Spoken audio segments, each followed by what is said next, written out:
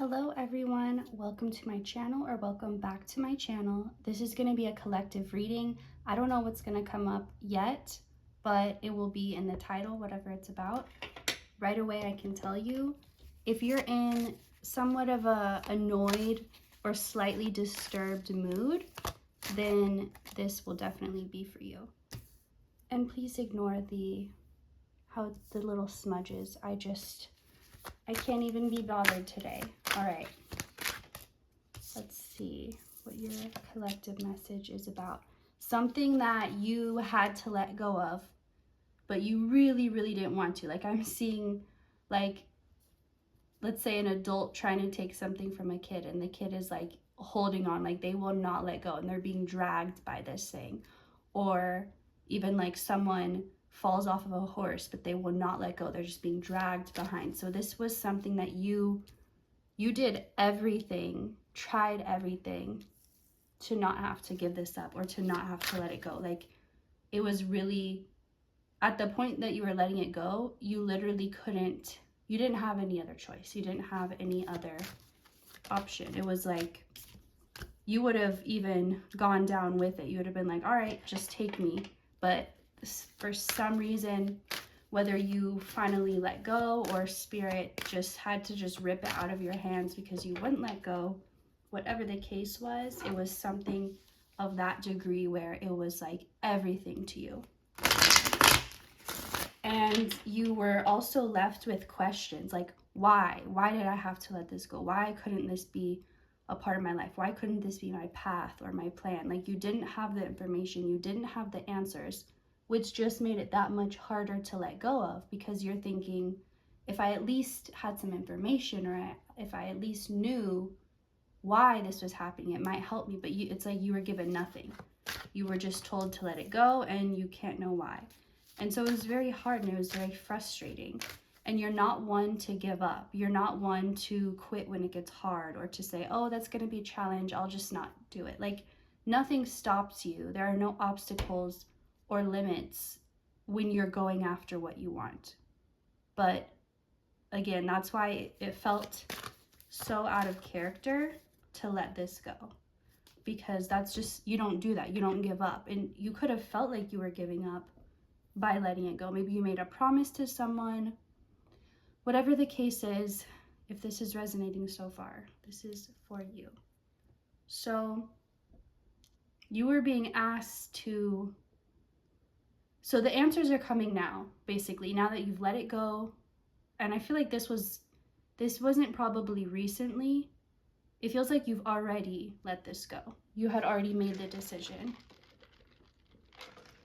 But now it's almost like, you know how they say, if you love it, let it go.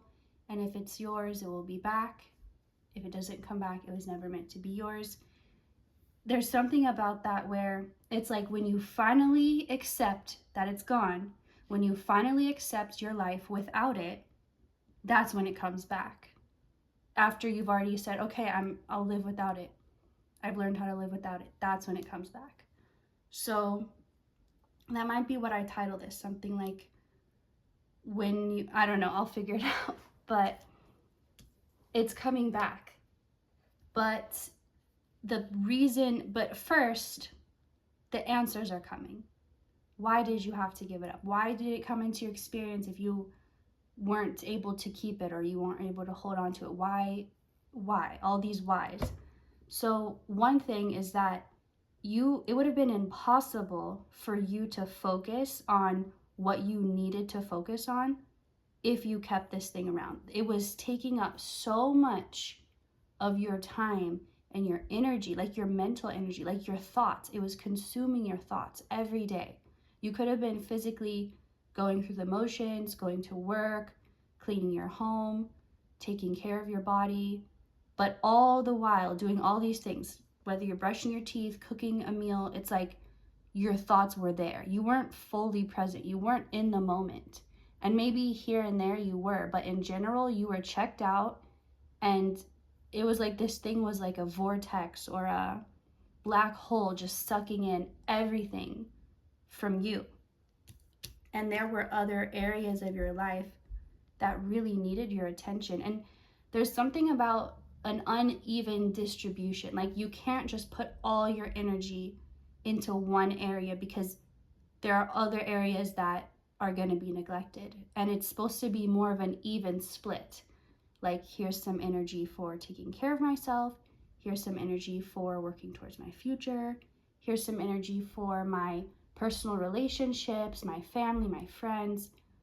It's supposed to be more of an even distribution. But for you, it was like 1% to all of these things, and like 90% to this one, like, black hole that's just sucking the life out of you, the life force.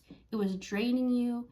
You didn't realize how dangerous it was, as far as literally sucking the life out of you, because you were so consumed with it. That's why it had to be taken from you. That's why you had to let it go. And not with like, I'll let it go for now, but it's going to come back. Or I'll let it go a little, but I'm still going to kind of hang on just in case. Like, you had to completely accept that was not going to happen, or that was not going to be in your life. But again, when you accepted that, that's now when it is able, because why, if you're wondering? Because when you are able to accept living without it, that means that you've healed the part of you that believed you couldn't live without it. So you had to get to that point where you're like, I'll be okay. I won't just be okay. I will still thrive. I will still have a great life. I will still make my dreams come true. Even if this thing can't work out, or this thing can't be in my reality, it will be okay. And that moment, when you had that understanding and that acceptance, you detached enough so that when this thing comes back into your life, it will not consume you like it did before. That's why you had to completely let it go. That's why you had to believe you weren't going to have it.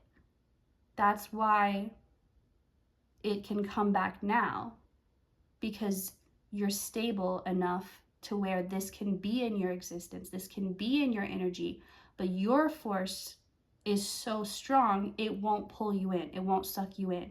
In fact, you are now the black hole, or you are now the force of power that everything else is revolving around or being drawn to. And it had to take everything you went through with letting it go and losing it. It had to take that for you to get to this point where you could balance having it and still not neglect the other areas of your life. Because if you're watching this reading, you know already that you are meant for great things. And what I mean by that is, you've always had this inner knowing that whatever you were going to do in this life was going to be hugely significant and hugely impactful and very important. And it was just, maybe you didn't know exactly what it was or how to put it into words, but you felt it. You felt how big of an impact you were going to make. And you are meant to. This is more confirmation, but that's why nothing that was going to distract you from that path, Spirit was not going to allow it. Nothing could stay in your existence, in your path, so long as it was distracting you.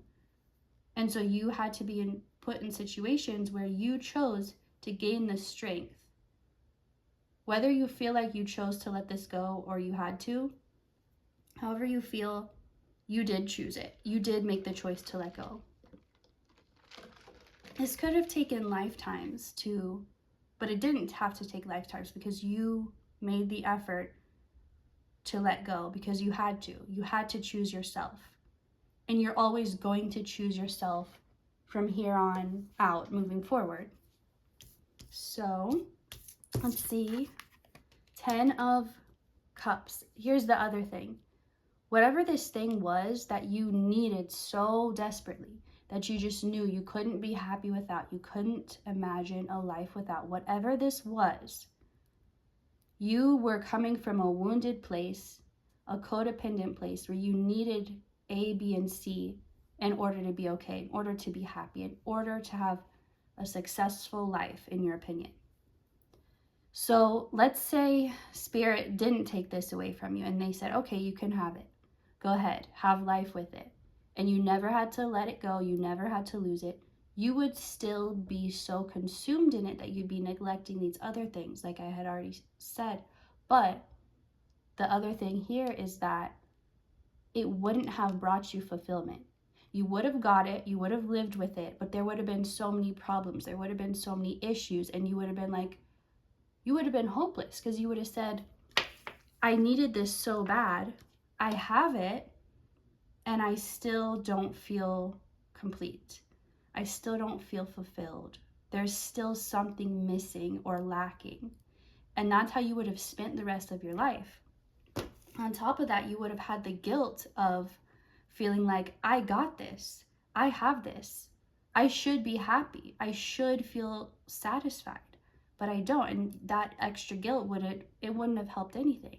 And so Spirit is saying, if we didn't take this from you, it wouldn't have turned out well. We had to take it from you for you to receive it. Like, in order to have it and feel fulfilled, you had to first let it go.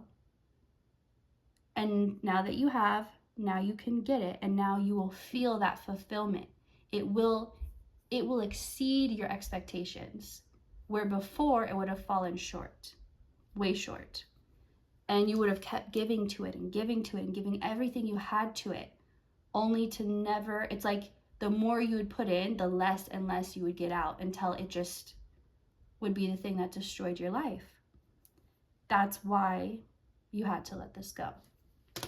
I feel like this is the general message of this reading, and I was going to keep these around 10 minutes, but I want to get something to close this up.